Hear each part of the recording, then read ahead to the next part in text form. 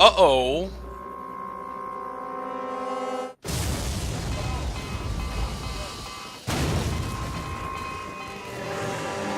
Oh dear. Oh crap.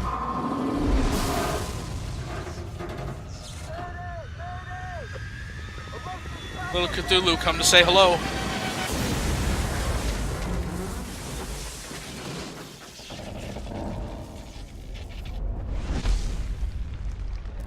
Oh dear.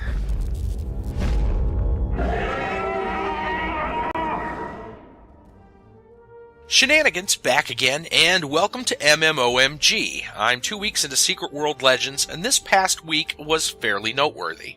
I unlocked all of the Chaos Tank skills I wanted and queued for the game's first dungeon, Polaris. I got in immediately, and was fortunate enough to get a group willing to explain the fights to a new player. I'm really glad they did too, because like any good MMO, dungeon bosses in Secret World Legends tend to have special fight mechanics. In terms of design, Polaris gets straight to business. It's fairly light on trash mobs, and has little padding in between boss areas. The fights were all entertaining, and they forced you to pay attention, but didn't feel quite as hectic as, say, some of WildStar's dungeons. Of all the positive things to say, though, I think I'm most impressed with how boss loot is handled. In each boss area is a treasure chest that can be accessed after its boss is defeated. Each player gets their own loot if they decide to use one of their dungeon keys to open the chest. Players are allotted 10 of these keys per day, meaning you'll have to be choosy if you intend to run multiple dungeons. Speaking of which, you only get XP from a dungeon the first time you run it. Between this and the limit on dungeon keys, there's no real incentive to run dungeons repeatedly. I know this is going to fly in the face of popular opinion, but I actually applaud the designers for this.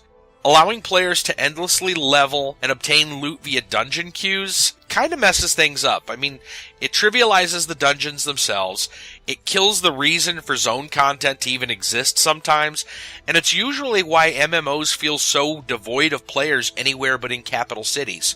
What I'm saying is that being able to level only via dungeons in like an open world MMO is cancer, and Secret World Legends cures it. I guess it's just nice to see a title that actually focuses on the story and world setting once in a while. In fact, Secret World Legends rewards exploration quite a bit, as I found out midway through the week. An investigation mission had me hunting down locations far from where I was questing, so I took the opportunity to scour every inch of London and New York looking for lore. I earned 2 character levels, expertise in both my weapons, and a decent amount of skill points just exploring zones. By the way, London is amazing. There's a lot packed into what seems like a small space, including several bar and lounge areas, the Haitian market, and even a theater where players can put on entire shows, complete with set pieces, sound, lighting effects, and more. While New York has a couple of special locations itself, such as a PvP arena, it feels almost like an afterthought compared to the amount of locales offered in London. I realize that fleshing out a zone just to make it feel more immersive is often a waste of development time, but I hope they give it some attention the next time they plan on adding something major there. London, by the way, is also home to the British Museum of the Occult. The game points you to this location once or twice, and it serves several in-game functions. For starters, you're greeted with a display of yourself, which can be modified to wear any clothing you've unlocked, along with some posing options. Beyond the entrance, you'll find wings dedicated to other locations in the game, where you can unlock various monster displays. Unlocking, adding, and upgrading displays will cost you anima shards, and many displays require you to have completed certain achievements to do so. In a sense, the Museum of the Occult serves as a visual representation of your achievements and a player housing feature of sorts, as well as a significant money sink. As you add and upgrade displays, you'll eventually be able to unlock mnemonic guardians, which are supposedly combat pets. It's kind of surprising to see one area maintaining a handful of different systems and optional content, and I'm not nearly far enough along to adequately judge how well that all works together. If you're a veteran player, feel free to leave your opinions on the Occult Museum in the comments below. I've mentioned skill points before, but now's a good time to go into more detail on the progression system. You accumulate both action and skill points called AP and SP.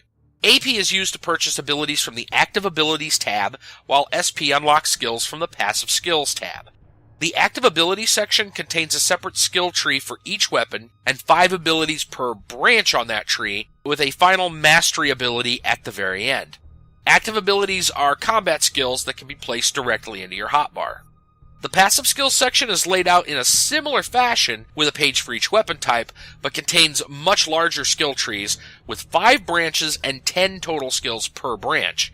There are 2 general types of skills in these passive trees. One is simply a bonus to a particular stat. The other type directly improves or modifies a specific active ability and can be equipped in passive slots at the bottom of the passive skill window. While there's a lot of skills available, the layout is fairly linear, and you can focus on just your starting weapons, making it easy enough to choose your skills early on. Things get a little bit trickier if you want to learn new weapons, though. You'll have to spend marks of favor to unlock a weapon's active and passive pages, and there's no way to reset any of the AP, SP, or marks you've spent on skills. Since you can keep acquiring AP, SP, and marks of favor in-game, the system ends up being a lot less forgiving than, say, Path of Exile, where you typically would have to re-roll a new character. That in mind, it's still in your best interest to use your resources wisely than having to fix things later on. As for personal progress, after 32 hours in-game, I'm level 20. I've finished all of Kingsmouth's quests, and I've moved on to the Savage Coast. I have all the Chaos skills I really need for now, and I'm very much considering the idea of learning shotguns in place of pistols for DPS. You can join me in-game or watch live, Sundays through Wednesdays, starting around 9 p.m. Eastern, on Twitch, YouTube, Mixer, and Smashcast. Please like this video if you enjoyed it, and consider subscribing for more MMO content. Follow me on Twitter to stay updated on everything that I post. Thanks so much for watching, and as always, take care, guys.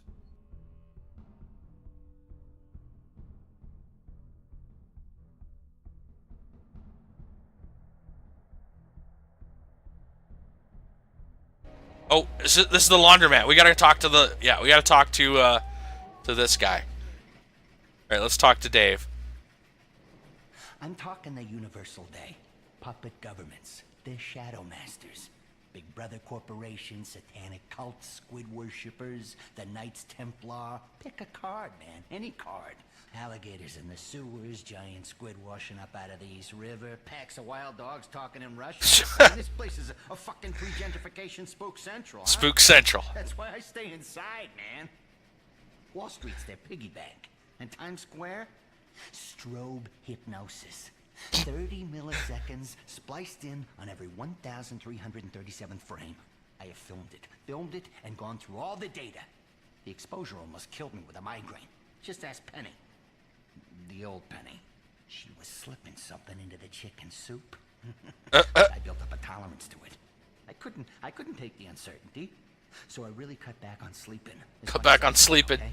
I use vitamin supplements, energy drinks, nicotine gum, pop rocks, hairspray, that kind of shit. I don't hate them for, anything other than abducting my girlfriend. Abducting my girlfriend. She follow me down this road, and between you and me, Pennybot here, something else in the sack.